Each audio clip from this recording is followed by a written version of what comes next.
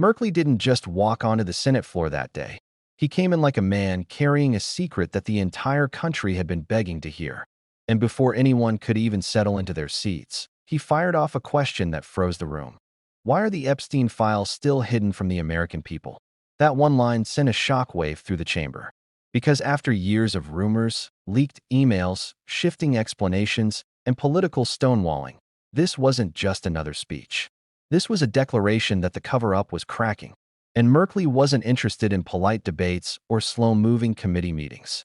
He wanted answers, he wanted accountability, and most of all, two colleagues across the aisle join us in demanding justice. And in September, on the Defense Authorization Act, we had a vote on this bill as an amendment put forward by the minority leader, leading the charge to say equal justice under the law matters.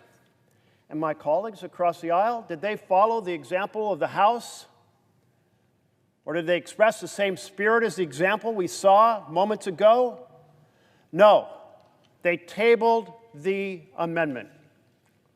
Only two colleagues across the aisle, only two Republicans stood for the principle of equal justice under law. So there we have it, a bill introduced with only two colleagues.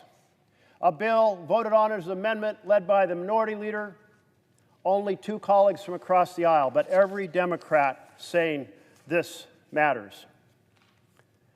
Now, the Department of Justice didn't need a law to release the Epstein files. It could have just done so. In fact, when President Trump was campaigning, he kept saying these files are going to be released when he's president. Well, he's been president for 10 months. Where are those files? They haven't been released. President Trump, why haven't you released the files? In fact, not only has he failed to release the files, he's fought the release at every possible moment. It was widely reported that back in May, Attorney General Pam Bondi informed President Trump that his name appeared in the files. Oh, his name appears. Well, now he's doubled down on making sure that they are never released. Now, the Attorney General herself said she had the full file on her desk. And then she said, well, she didn't. At every level, this administration has sought to thwart equal justice under law. Powerful men, the President of the United States, the Speaker of the House of Representatives, have fought to make sure that these files are never released. How long was the House on vacation in the middle of the legislative year? A full 7+ weeks of abandonment, missing in action, nowhere to be found in the middle of the legislative year. The entire House of Representatives shut down for over 7 weeks and into an 8th week, vacationing around the world to avoid voting to release the Epstein files. That's how much powerful people at the very top of our government were fighting to make sure these files never see the light of day. But across this great country, people said, hell no. People on the right side of the aisle and the far right side of the aisle, people on the left side of the aisle and the far left side of the aisle, all demanded that justice be served. Because this particular case is one that involves such egregious conduct. Jeffrey Epstein was a monster who groomed, abused, raped underage girls, and facilitated the ability of other powerful men to groom, abuse, and rape underage girls. He trafficked these women to rich and powerful men. He destroyed the lives of hundreds of young women. That's why, from every corner of this nation and from every part of the political spectrum, there is a demand to release these files. Now, the Senate Finance Committee, led by my colleague from Oregon, Senator Ron Wyden, has been investigating the financial network that facilitated this national and international crime. And the Biden administration cooperated fully with the Senate investigators in this case. The Finance Committee, under President Biden, went to Treasury to see the Epstein files' suspicious activity reports. They proceeded to put together an incredible database of how money was spent to facilitate this network. The Biden administration echoed the demand for equal justice under law. Trump campaigned saying he would release these files, but then he's in office. His name's in the file, and he does everything possible to stop their release. Now, the House voted powerfully, for sure, 427 to 1. But a bill doesn't get enacted into law unless it's passed in this chamber. And that's why the minority leader, Senator Schumer, said he will return today after the bill has been sent over to the Senate to ask for unanimous consent. If the House, 427 strong, can call for equal justice, the release of these files, certainly the Senate can stand up and say 100 to 0 that we also stand for equal justice under the law. The truth must not be buried. And we know how nervous the administration is. They've responded by saying, we're going to release information about how those files affect powerful people who are Democrats. Let me tell you, President Trump, that does not stop one of us. Because this is not a partisan affair. This is about a horrific crime on hundreds of underage girls whose lives were destroyed. Hundreds who were groomed, hundreds who were abused, hundreds who were raped. So the chips must fall where they may. No matter what the political party of the actors may be. So, President Trump, you think you're doing something clever and you're going to intimidate Democrats from supporting this by making this partisan? I tell you, President Trump, hell no. There's nothing partisan about the principle of equal justice under law. Now, we know why the president is so nervous. A few days ago, a trove of emails were released from the Epstein estate. They made clear, in Jeffrey Epstein's own words, that President Trump, quote, knew about the girls, end of quote. And he called President Trump, quote, the dog that hasn't barked, quote. And Jeffrey Epstein, a convicted pedophile, even wrote, quote, I've met some bad people, none as bad as Trump, not one decent cell in his body. Well, I don't know what President Trump's role was. And President Trump says he wants to see others investigated, including former presidents who were Democrats. I don't know their involvement. But I do know this. It's time for the truth. It's time to end the cover-up. The Epstein cover-up is morally wrong. It is legally wrong. The victims deserve justice. The victims and the American people demand not justice, but transparency. The American people and the justice demand accountability. He wanted every powerful person connected to the Epstein network to finally lose the protection they'd been quietly relying on for years. What made this moment even more explosive was how blunt he was about the numbers. Only 2 colleagues from across the aisle had supported transparency the last time this issue came up. 2 out of an entire chamber. Meanwhile, every member on his side voted yes immediately. And the question hanging in the air was simple. Why?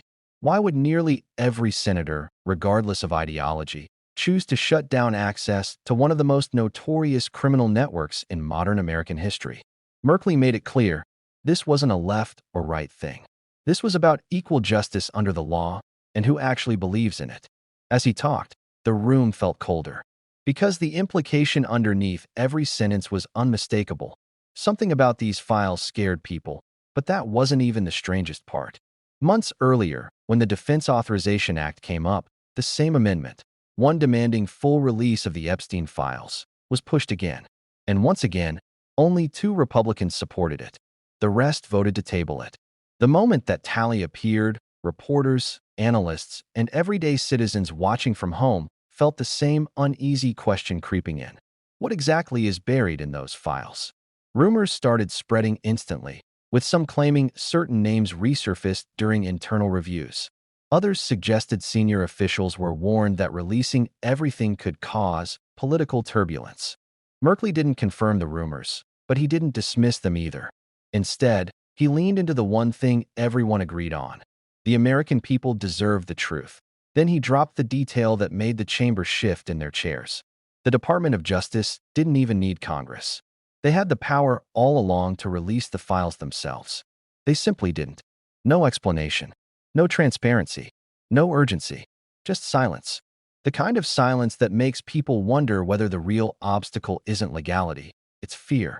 Merkley reminded everyone that certain high-ranking officials had publicly said the files were ready, only to backtrack later and contradict themselves.